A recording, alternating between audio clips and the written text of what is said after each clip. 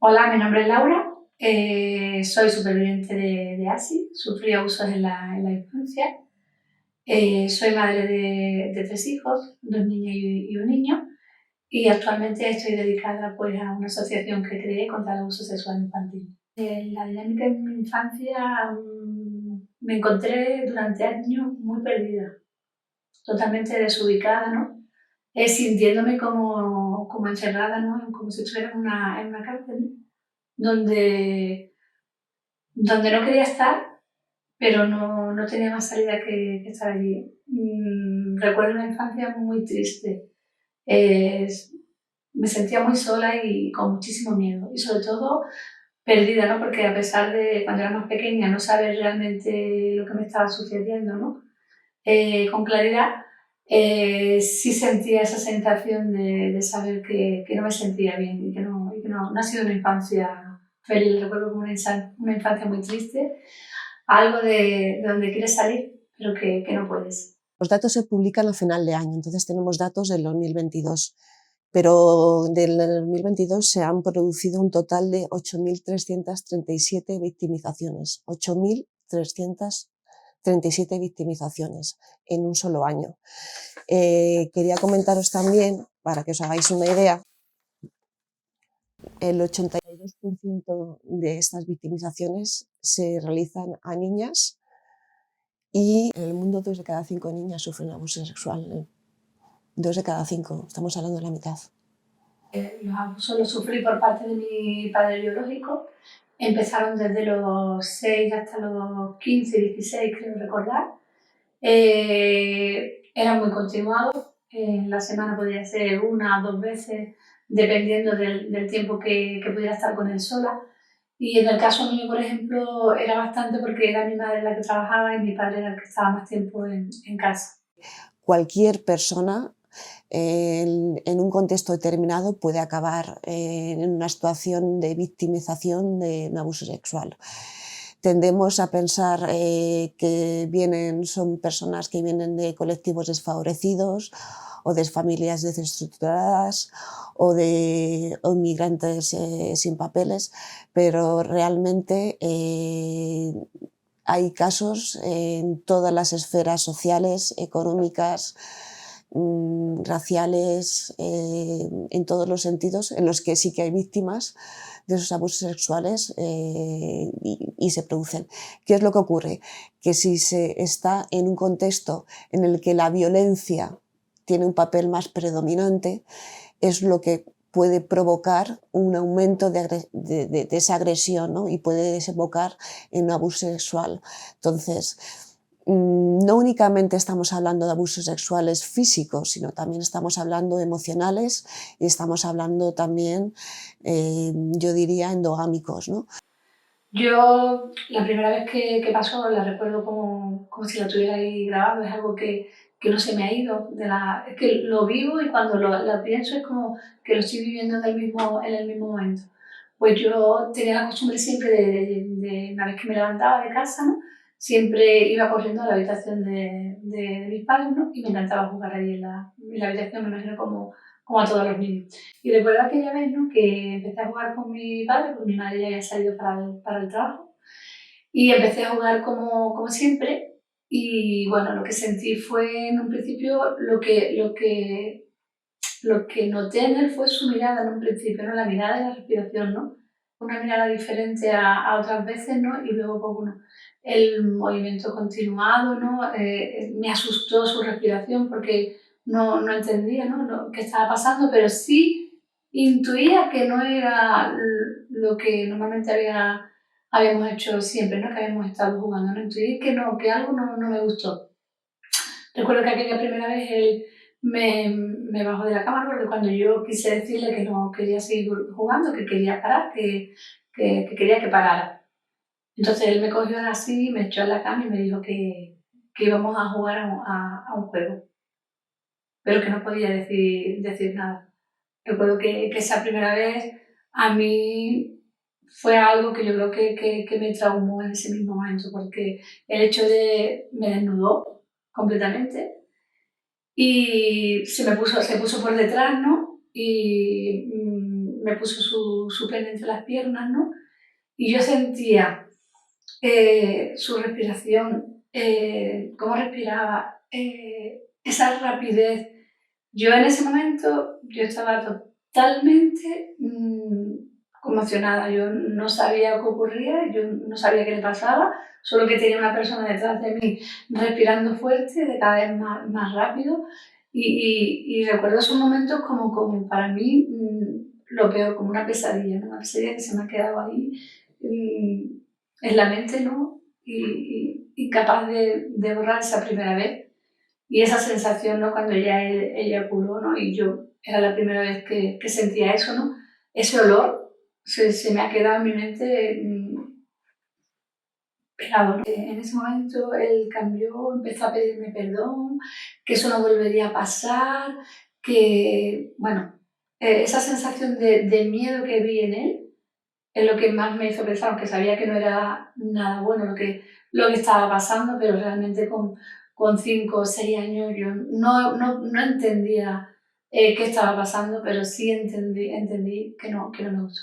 Y luego ya de ese miedo él pasó como a una autoridad, ¿no? A decirme, no puedes decir nada, esto no lo puede saber nadie, y ahí fue donde empezó mi calvario, que realmente no acabó como él dijo que iba a ser la primera vez, sino que continuó durante años y de cada vez pues más avanzado. Si hablamos de las técnicas específicas que utiliza el abusador para pasar de un abuso de gestos o inapropiados, por ejemplo, a actos más invasivos como la violación, ¿no? Pues podríamos decir que esto se da cuando la fase de interacción abusiva está totalmente instaurada. El abusador no pasa a la siguiente fase o digamos, no pasa a perpetuar otros abusos más graves o más invasivos sobre el cuerpo del niño o la niña si no tiene instaurada esta fase. ¿Por qué? Porque necesita asegurarse de que ese niño, por ejemplo, no va a contar el secreto, que sería la siguiente fase, ¿no? Entonces aquí, por ejemplo, pues desde el principio, en esta fase, el abusador va generando un clima de confianza y se va dando un sometimiento progresivo, no viene de la nada al todo, se va dando poco a poco, en el que esa confianza, como he dicho anteriormente, se va gestionando y se van asentando esas bases, ¿no? Y la finalidad de hecho, pues, el acceso al cuerpo del niño, ¿no? Y como he dicho, pues se va dando poco a poco hasta llegar al contacto con el cuerpo. Y puede progresar a lo largo del tiempo, ¿no? En un nivel de intrusividad hasta llegar a la penetración completa. En estos casos es importante saber, ¿no? Que no sería una violación en sí, porque si hablamos de violación sería un acto más agresivo en el que no se va dando de forma programada, aunque sí se da la violación en sí o la penetración completa, pero cuando hablamos de una violación se da como un hecho aislado en el que la persona no ha ido tanteando ante el terreno ni ha ido pasando por otras fases, por estas fases anteriores por las que pasa el abuso sexual infantil, ¿vale? Una violación sería un hecho más aislado en el que pasa eso puntualmente y sería de forma más agresiva y no tiene por qué tener contacto ese abusador con ese niño con anterioridad, ¿vale? Entonces sí que en el abuso sexual infantil, cuando se da violación o penetración completa, sí que han pasado por la siguiente fase anterior en el que hay un vínculo y el abusador sí que ha ido tanteando el terreno, y cuando decide pasar a la siguiente, a un nivel más extremo, ¿no? de estos actos invasivos e inapropiados, sí que se ha dado ya las otras fases han estado más asentadas y se ha asegurado al abusador de que el secreto se va a mantener en secreto realmente para poder pasar a algo más invasivo. Si no, no lo hace y se mantendría ahí hasta que viera capaz la siguiente situación. Pero durante años me había sentido cansada, me hacía lo que eran tocamientos, masturbaciones, el delante mía. Ya, según pasaban los años, él incluso había veces que mi madre estaba en la cocina abajo y él estaba haciéndome a mí a lo mejor una apelación, ¿no? Que ya incluso los riesgos eran que, no sé si es que a él eso le gustaba, ¿no? El hecho de saber que había una persona abajo, ¿no? O por ejemplo, cuando venía de madrugada a mi habitación, ¿no? Que realmente la familia también estaba allí. Y bueno, aparte de esa primera vez, pues bueno, pues la primera vez que pasó, ¿no? Que él ya lo hizo del todo, para mí fue lo peor de mi vida, lo peor que me pudo pasar. Y aunque hubo muchos años, ¿no? que yo lo normalicé, ¿no? Porque es verdad que esa primera vez me impactó. Luego hubo mucho tiempo que él lo llegué a normalizar, ¿no? Lo tenía tan normalizado que aunque no me gustaba o no quería, él me hizo creer por un tiempo que ese tipo de cosas pasaban en todas las familias, ¿no? Y que era como algo normal. Y durante años normalicé que igual eso pasaba en todas las familias. Ya hasta que, bueno, que con el tiempo ya me di cuenta de que no era así ni que... Pero realmente recuerdo tener 14 y 15 años, saber que realmente eso no estaba bien, pero era incapaz de salir estaba totalmente sumisa a lo que él me decía, porque había mucha gente que incluso me ha dicho, ¿cómo no has salido de esa situación? Que con 13 o 14 años podías salir. Y yo siempre lo comparo un poco, aunque no tiene comparación, ¿no? Con la violencia de género, ¿no? Porque al final es un maltrato. Te están maltratando desde tan pequeña que realmente ya, una vez que estás metida ahí, eres incapaz de salir, aunque quieras hacerlo. Él me decía que no era nada malo lo que hacíamos, que lo que hacíamos era lo que la gente hacía cuando se quería, y yo crecí con eso, crecí pensando que eso que me hacía lo hacía todo el mundo porque se quería, ¿no? Pero a la vez me confundía porque luego me hizo, pues bueno, crear una culpabilidad que no era mía, ¿no? Porque me creó la culpabilidad y la responsabilidad de que si yo hablaba rompía la familia. Entonces yo crecí con eso tan ahincado dentro de mí que me costó muchísimo trabajo sacar de mí y poder contar lo que me había sucedido en la infancia, porque hoy por hoy, eso es lo que más trabajo me está costando trabajar, el tema de la culpabilidad. Sigo sintiéndome culpable, porque me hizo ver que si yo lo hablaba, rompería la familia, que si yo decía algo iba a matar a mamá. Entonces crecí con esa culpabilidad y eso me ha creado, pues, bueno, sentirme casi para todo. Me siento muy culpable siempre de todo. Es otra de las secuelas que también te suele dejar el abuso, la culpabilidad, que es muy difícil sacarla de ti. El abusador consigue mantener o imponer la ley del silencio con la víctima, aprovechando en todo momento el vínculo que se ha creado con este menor, ¿no? Entonces utiliza las siguientes estrategias, pues por ejemplo, la culpabilidad, ¿no? Tú me has provocado, te gusta, por eso sigue y cosas así. También aprovecha, ¿no? Y utiliza la complicidad a través del lenguaje. Este va a ser nuestro secreto, es algo especial, lo que estamos haciendo no se lo vamos a contar a nadie. Además también utiliza los chantajes. Si hablas, yo iría a la cárcel, tu familia se rompería, le vas a causar mucho daño a tu madre, etc. Y las amenazas, ¿no? Nadie te va a creer, te voy a hacer daño si lo cuentas, etc. Entonces, claro, a pesar de todo esto anterior, de lo que ya supone en sí el que un niño o una niña menor estén sufriendo abuso, si le unimos la importancia de mantener el secreto o el impacto creado a raíz de esto y de las amenazas y demás, pues al final el menor percibe un impacto psicológico y emocional bastante más intenso, ¿no? Por ejemplo, pues con miedo y terror por las amenazas, por ejemplo, tiene más preocupación, sentimientos encontrados, ¿no? De tengo que guardar el secreto de esta persona que me está haciendo daño, no puedo compartirlo con otras personas. Eso hace que haya más miedo, mayores estados de ansiedad y estrés, cambios en la percepción de la realidad, por ejemplo, ¿no? Las tareas diarias se hacen más agotadoras, baja la autoestima de este niño o esta niña, no se atienden las emociones, ¿no? Porque al final no se pueden verbalizar, entonces las están como dejando a un lado y son emociones no atendidas, que esto lo que nos hace también es impedir que el trauma se trabaje o se supere, aumentando así el sufrimiento.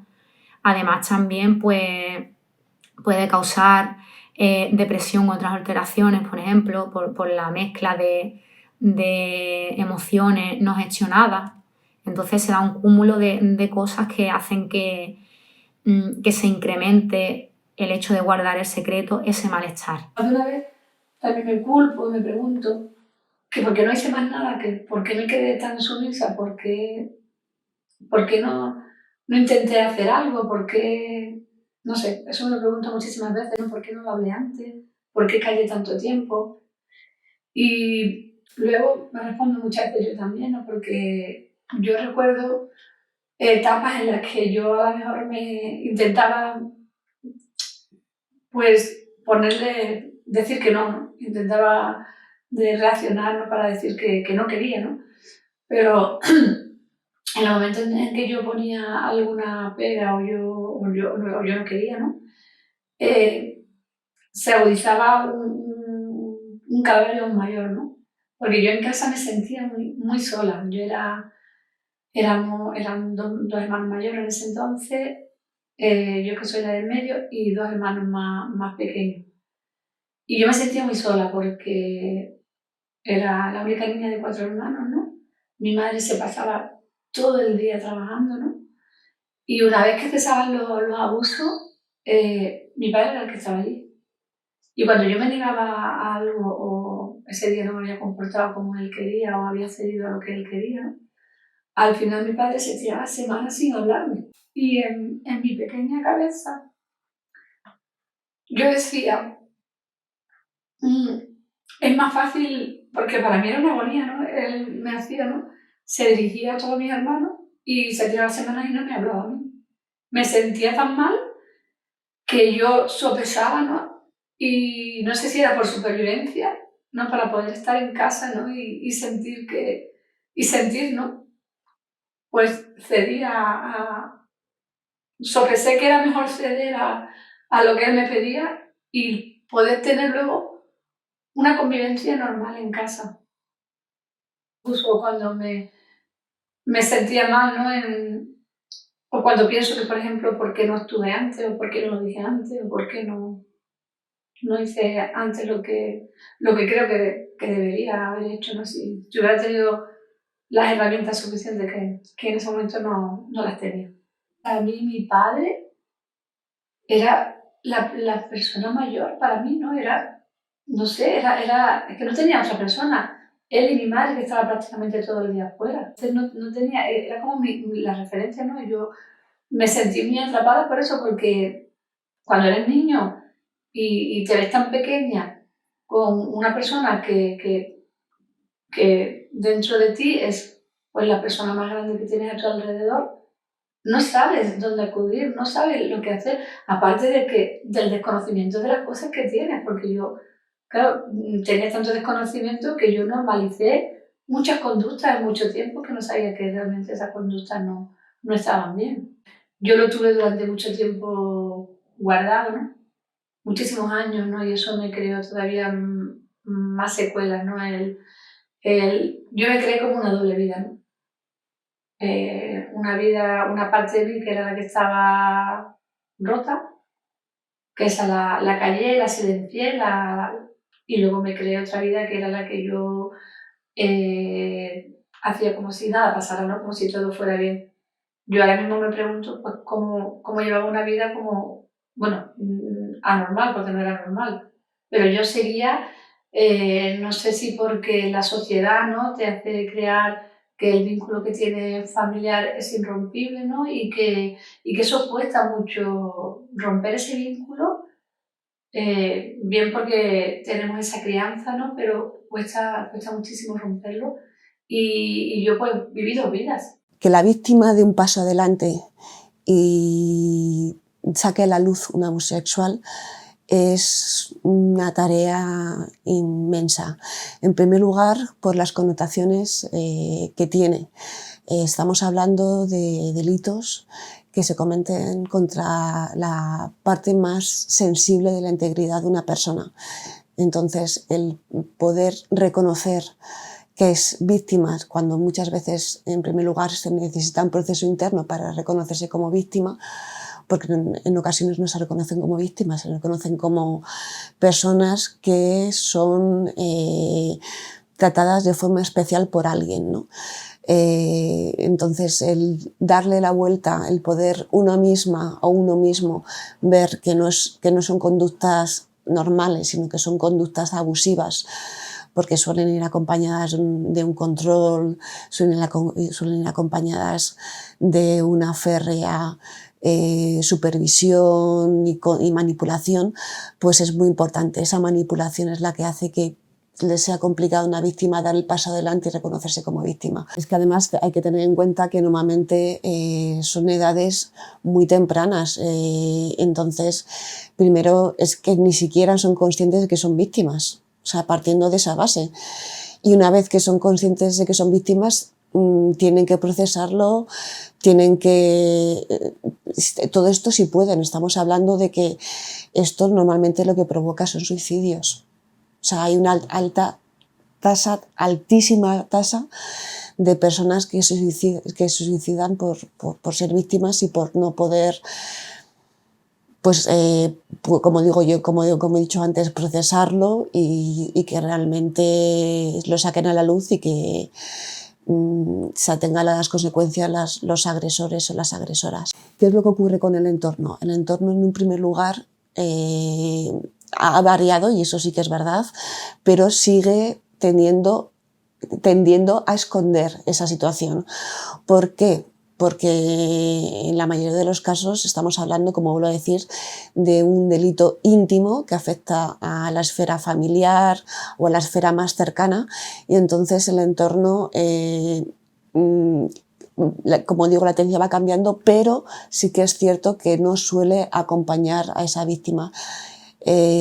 Luego esa víctima tiene que empezar un proceso judicial, y el proceso judicial tampoco es un proceso amigable con las emociones de la víctima. Entonces, si una persona ha sufrido una situación de abuso y el contarlo y el ponerlo en la palestra y el intentar buscar una solución lo que hace es revictimizarle o revictimizarla, pues lo que hace esa situación es que provoca que no se digan, que no se saquen a la luz.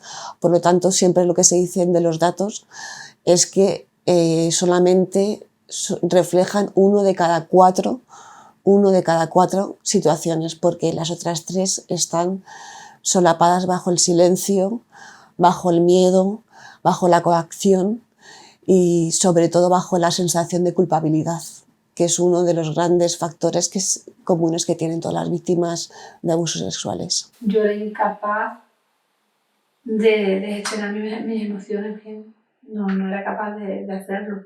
Y yo misma, me costó trabajo hasta entenderlo a mí misma, ¿no? El que yo necesitaba una ayuda profesional me costó muchísimo, ¿no? Muchísimos años, porque es como que sabes que te están ocurriendo las cosas, ¿no? Pero no eres capaz de saber por qué te están ocurriendo, ¿no? Había intentado tener una vida normal como todo el mundo, y yo, mi interés era tener una familia, ¿no? Yo quería ser normal, quería tener una familia, ¿no?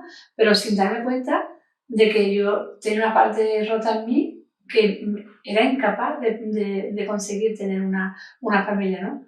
De hecho, tengo 3 hijos y cada uno de una relación diferente. ¿Por qué? Porque yo lo intentaba, pero llegaba al paso, yo estaba tan rota, tan traumada y con tantas secuelas en ese sentido que era incapaz de mantener una relación.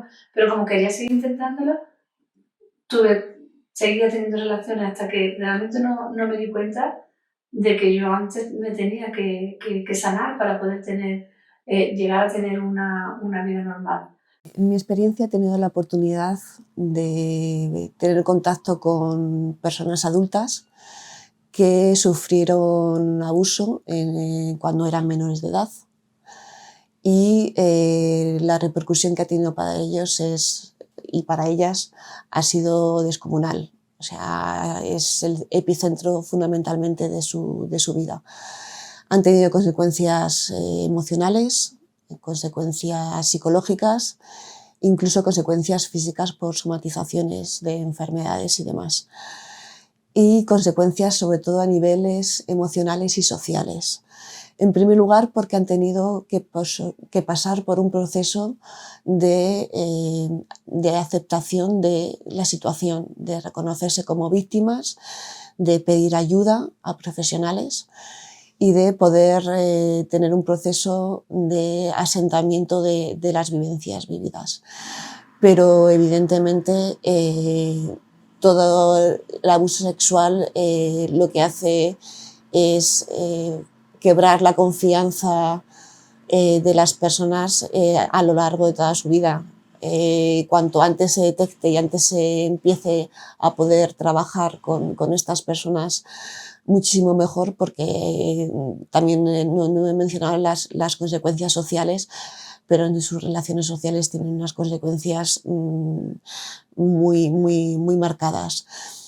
Entonces, el poder compartir sus experiencias con otras personas que han sufrido también esos abusos, el poder hablar con terapeutas especializados en niños, niñas y adolescentes víctimas de violencia de abuso sexual, pues es el primer paso para poder normalizar esa situación, que al final lo han vivido y lo que tienen que hacer es procesarlo para poder vivir de la forma más plenamente posible.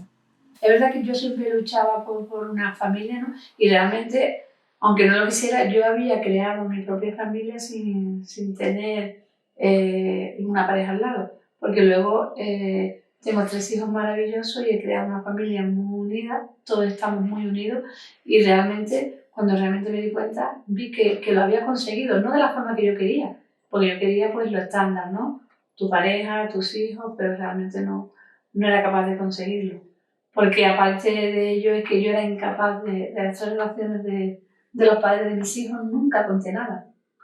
Y cuando realmente lo toqué fondo y dije, y fue cuando ya más se me venía a la cabeza, ¿no?, de hacer algo que no debía hacer, fue cuando yo, es como si algo se me reseteó y dije, no, mi familia son mis hijos son mi primer lugar.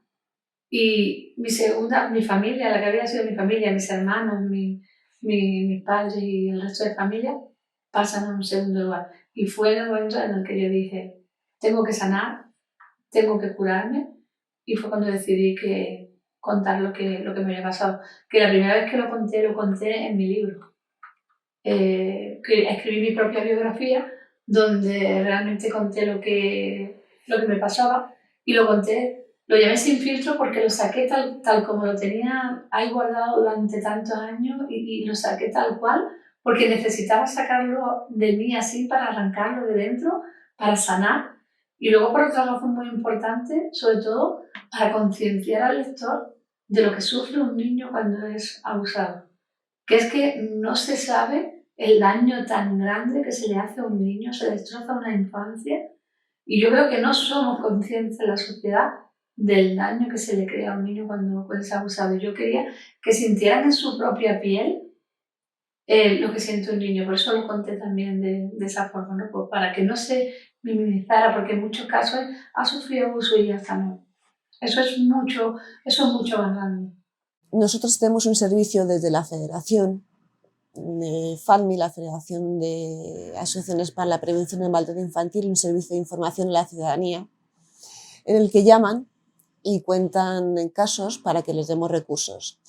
A través de este recurso hemos tenido conocimiento y tenemos contacto con familiares o miembros del entorno familiar de niñas, niños y adolescentes que han sufrido o pueden haber sufrido o están sufriendo abuso.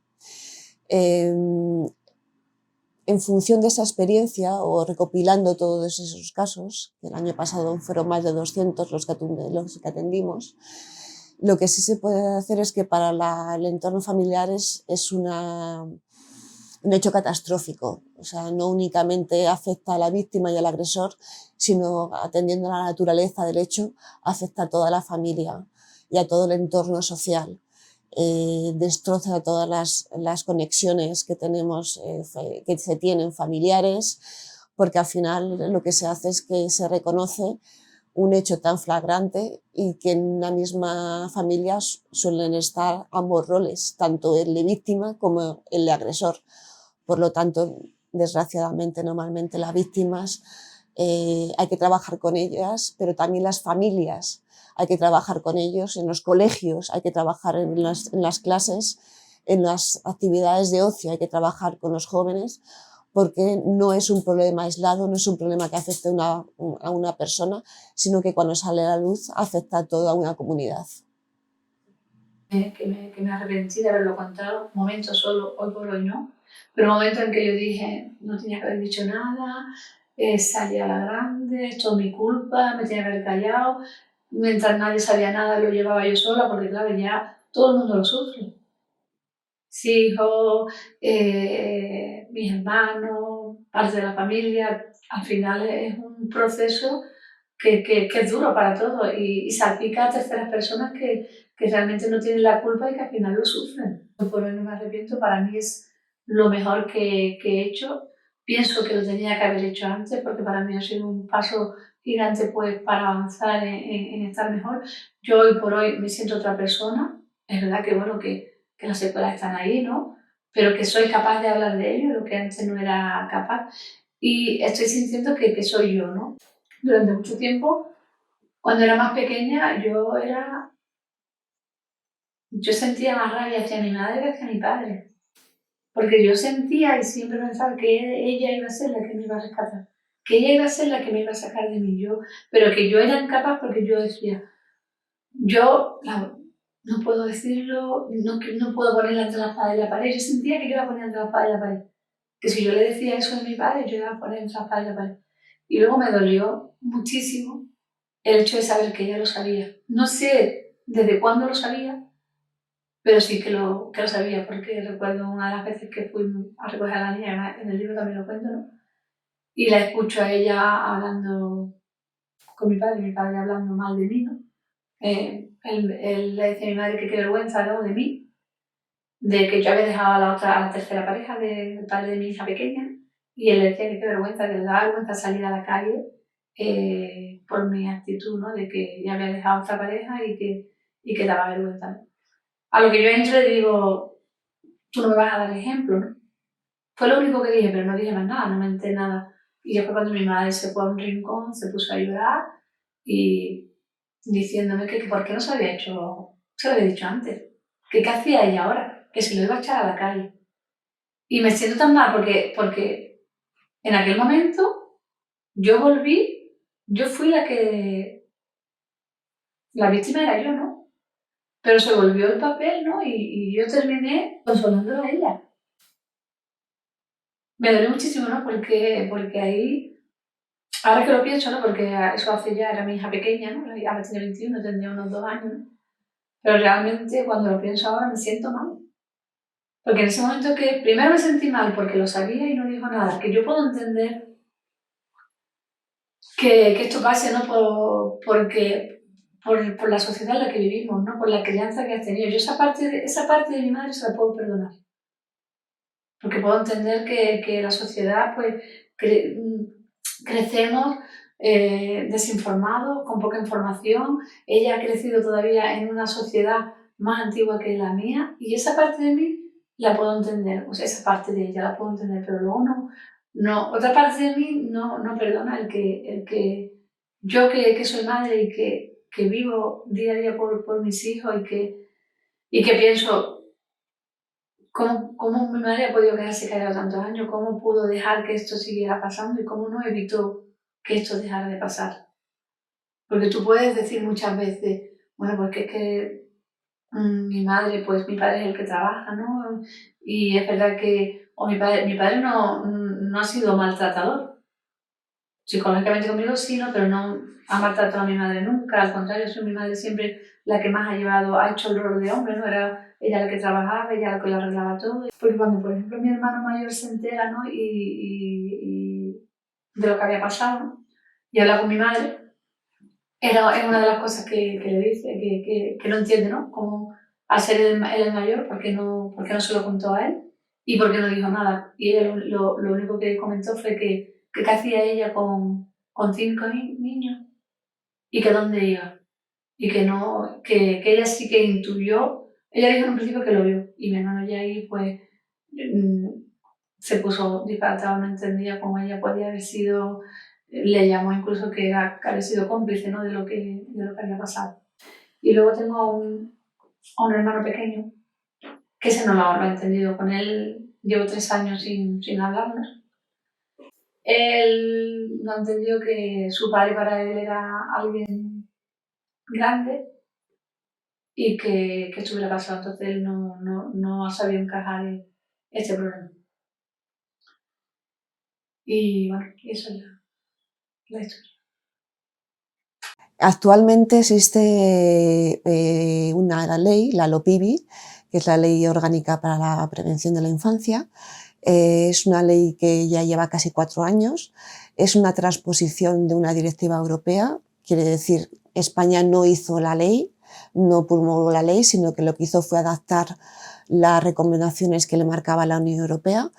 Y es una ley que deja las competencias a las comunidades autónomas.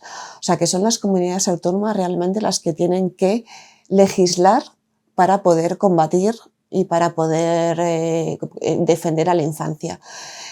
Actualmente hay multitud de leyes, no de leyes, algunas leyes autonómicas, pero fundamentalmente directrices, instrucciones, que lo que hacen es marcar determinadas figuras, como por ejemplo el delegado de protección, que es una figura que tendría que tener todos los centros de ocio para velar por todos las niñas, los niños y los adolescentes en actividades de ocio. O está el coordinador de bienestar, que tendría que estar implementado en todos los centros educativos de España, y desgraciadamente no es así. Las comunidades autónomas dicen que no tienen presupuesto, al final están pasando los balones de unos a otros, pero no implementan acciones concretas, que eso es lo que tendría que hacerse. Entonces, al final son las entidades sociales las que ocupan ese lugar. Y efectivamente, pues nosotros podemos llegar a donde podemos llegar, pero es un problema de la sociedad y son los órganos políticos los que tienen que velar por ello y solucionarlo. Entonces, esperemos que con la creación de un nuevo ministerio en el que su misiva fundamental es defender los derechos de la juventud y la infancia, pueda haber una legislación que realmente proteja a nuestras niñas y nuestros niños. Quería comentar desde al gobierno, partidos políticos, instituciones, centros educativos, familias y demás de la sociedad, que el sistema está fallando y que algo estamos haciendo mal. No estamos concienciados de realmente la problemática que existe, ¿no? Y yo que estoy con la asociación, con los proyectos educativos y vamos por los colegios, ¿no?, de la comarca, vemos la falta de información que falta tanto en las familias, en los colegios. No se habla en las familias lo suficiente a edades tempranas. No se habla en los colegios lo suficiente. Yo pienso que la asignatura afectivo-sexual debería estar adaptada en el sistema y que se estuviera dando desde pequeño. En países en el extranjero donde se da esta asignatura y está dentro del ámbito educacional desde los 3 años, las estadísticas nos dicen de que hay menos abuso, de que hay menos embarazos no deseados y de que los niños tienen mucha más confianza. Vivimos en una sociedad hipersexualizada y no se habla de afectivo sexual. ¿Qué está pasando? Los niños están aprendiendo de sitios donde no lo deben de aprender, entonces faltan herramientas. Tenemos que concienciarnos de que tenemos que dar esas herramientas que faltan, ¿no?, para que haya más información en las familias, porque esto es algo cultural, algo que viene de atrás. Y esto hay que empezar desde abajo, empezar a educar desde abajo, desde edad temprana, para que esto vaya poco a poco intentando dar herramientas para que esto deje de pasar. Mientras sigamos pensando en los estigmas de que esto no sucede, de que no pase, de que sigamos mirando para otro lado y no gestionemos bien el problema que sigue habiendo, muchos niños seguirán sufriendo abuso sexual infantil. Ya lo que hemos sufrido, pero aparte sigue pasando y si no actuamos va a seguir pasando. Entonces es necesario que la sociedad se conciencie y dé las herramientas suficientes que necesitamos para que esto acabe. Y deben de cambiar leyes, deben de cambiar mucho, porque ni las leyes están adaptadas a los niños. Cuando ocurre un tema de un abuso, la familia no sabe a dónde acudir, no sabe. Y luego sí, hemos mejorado en la prueba preconstituida, pero ¿qué pasa con el tiempo? ¿Qué pasa desde la denuncia hasta que se hace la prueba preconstituida? ¿Qué pasa con esos meses que hay ahí, que al final esa víctima se encuentra completamente desorientada, sola, y las familias no saben dónde acudir en ese trámite? Ese tipo de cosas hay que ir solucionando, como el caso de la prescripción. Ha subido, pero debería de no prescribir el tema de los abusos, porque cuesta mucho sacarlo. Y eso es donde teníamos que hacer mucho hincapié, en este tipo de cosas que deben de empezar a cambiar. Yo creo que los programas de prevención más importantes son aquellos en los que engloban el ámbito completo de lo que sería el día a día de las niñas, los niños y los adolescentes. Quiere decir, programas de prevención que agrupen a la escuela o al instituto, a la familia y a los propios titulares, los protagonistas, que son las niñas, los niños y los adolescentes. Programas globales, programas que además intenten poder mostrar otra visión de estos temas y que lleguen a todos los rincones. Hay un programa que se llama Prevensia, que está específico para, si quieres indagar, para si tú como en tu día a día detectas que tienes conductas agresivas, puedes meterte en una página web, haces como un autodiagnóstico y puedes desde esa forma poder participar en esta entidad, que lo que ayuda es a prevenir las personas que ellas tienen la sensibilidad de darse cuenta de que tienen ciertas tendencias que no son muy saludables respecto a la infancia. Pero es un programa muy innovador, porque ver la vertiente única, se trabaja la vertiente aparte desde el punto de vista de la víctima, del punto de vista del agresor, y yo creo que es la forma. Porque si no se hace prevención, al final el día a día, las redes sociales, las nuevas tecnologías lo que hacen es aislar a la sociedad, a los protagonistas de la sociedad. Entonces el aislamiento es lo peor que puede haber. Todo lo que sean programas de prevención, de que llegue la información, que puedan ver que hay una alternativa, tanto cuando no hay un abuso como cuando hay un abuso hay un recurso, yo creo que son los programas más efectivos para poder combatir esta lacra. Yo veo que falta muchísima información. Yo pienso, y ya digo que no es comparable, pero esto es un gigante que está escondido en el silencio de las víctimas por el tabú que sigue habiendo todavía en la sociedad. Y tenemos que quitar ese tabú, tenemos que quitar esos estigmas y tenemos que intentar ayudar a esos niños que día a día siguen sufriendo abusos dentro del ámbito familiar. Porque sí que hay que tener claro que el 85 o el 90% de los abusos ocurren dentro del ámbito familiar o cercano a él. Y preparamos más a los niños para el abusador desconocido y no nos damos cuenta que la mayoría de los casos ocurre dentro del ámbito familiar. Las estadísticas no mienten, solo el 15% de los abusos se denuncian y estamos hablando solo de la punta del iceberg. En los colegios falta la figura de un psicólogo. Sí que por ley está el tema del protocolo de abuso sexual infantil, pero en los colegios no se activa, en la mayoría de los colegios. Deberíamos tener una figura de un psicólogo, para que hubiera un psicólogo que atendiera a las víctimas de abuso, y en la mayoría de los colegios hay un coordinador, una orientadora, pero no hay un psicólogo, un trabajadora social, una persona que estuviera preparada para tratar estos casos de abuso, y que se quite el miedo en los colegios para el tema de activar el protocolo de abuso sexual infantil. Cuesta mucho, se sigue pensando en la familia, se sigue sintiendo ese miedo ante la duda, y ante la duda estamos dejando a muchos niños vulnerados que siguen sufriendo abuso dentro del ámbito familiar. Yo, por mi propia experiencia, pienso que si, por ejemplo, en mi colegio hubiera habido talleres, hubiera estado esa asignatura en el ámbito educacional puesta, a lo mejor mis abusos no hubieran durado por tantos años. La educación comunitaria, aparte de que tenemos todos la normativa de derechos humanos del niño, tenemos, como digo, la transposición de la ley de la directiva a la LOPIBI del 2021,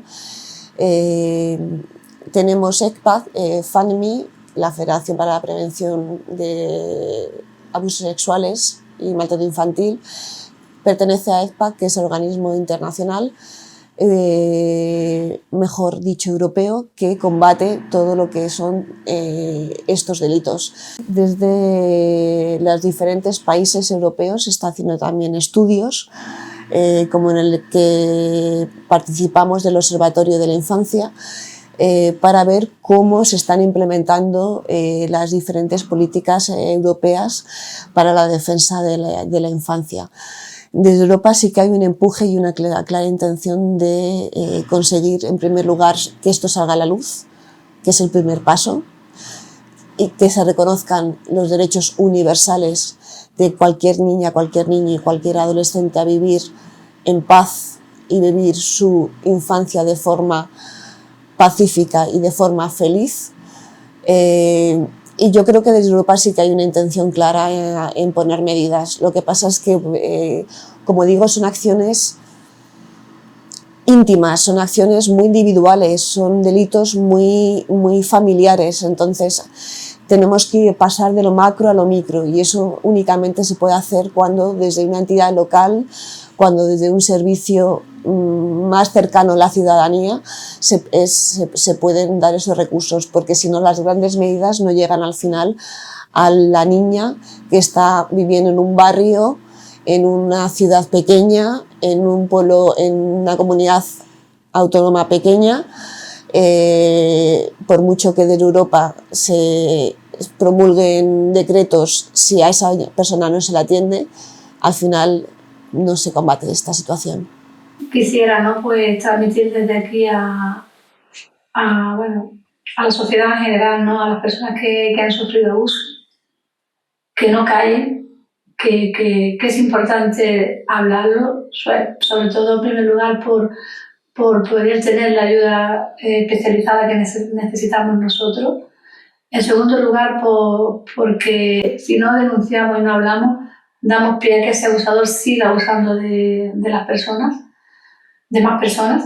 Y ese es mi consejo, que todas las personas que hayan sufrido abuso, que no lo guarden durante tanto tiempo como lo hablé yo, que lo cuenten a las familias, que se quite ese tabú, que defiendan a las personas que si saben de un abuso, que denuncien, que lo primero que hay que hacer es denunciar el abuso para poder ayudar a ese menor, que el callar lo único que hace es dejar que ese niño siga sufriendo esos abusos, incrementándole esas secuelas, y necesitamos ayudar a ese niño y al resto de niños que pueden ser abusados si no denunciamos estos abusos. Entonces yo lo que le pido a la sociedad es que se conciencie de la problemática que tenemos, que entre todos demos herramientas y que acabemos con esta lacra, porque esto es una lacra que lleva muchísimos años escondido, que esto no lleva de ahora, que hay muchas voces silenciadas, que hay que sacar esas voces silenciadas y que hay que ayudar a esos niños que hoy por hoy sufren abuso a diario. Y eso como en un cartel de una jornada comenté, el abuso sexual es un virus y solo la sociedad tenemos el antídoto para quitar este virus que mata infancias.